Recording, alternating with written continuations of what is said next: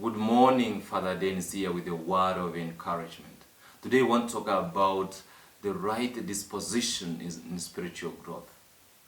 When we talk about an athlete, he has to be ready to train every day if he wants to win.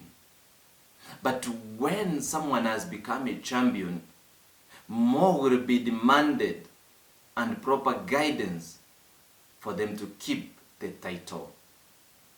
In the spiritual world, something similar we realize. When you are a beginner in spiritual life, what you are expected of is to say yes to the will of God. In that response, it keeps you growing to a certain level where you need to make a sacrifice to be there in acting on behalf of God. Now, there, it means one has to forget their own will for them to do the will of God.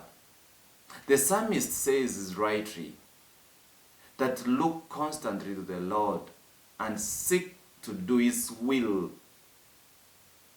Now, if that is true, what the psalmist is telling us, then we realize one thing, that we need to grow, to become conscious of when we are not doing the will of God.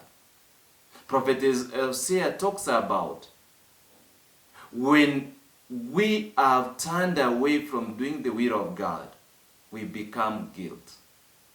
Now, when we are guilt of not doing the will of God, nothing we can do that can please God. Even the sacrifices from the altar will not please Him. In fact, God will destroy everything. If that is the worst of having the wrong disposition, what does that mean? Christ in the gospel today is sending out the 12 disciples. He is instructing them not to go to the pagans. And the question arises there. Who is a pagan?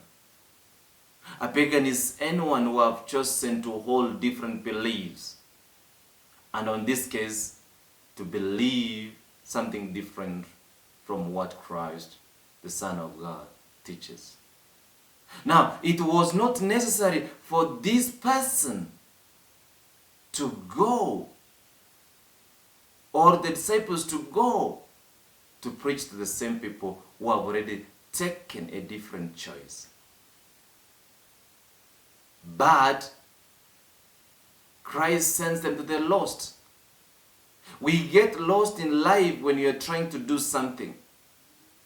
So those who are lost have hope, because the shepherds have been sent to bring you back.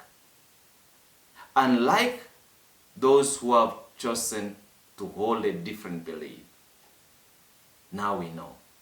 I want to wish you all the very best as you make this conscious choice to always have the right disposition for you to keep doing the will of God constantly.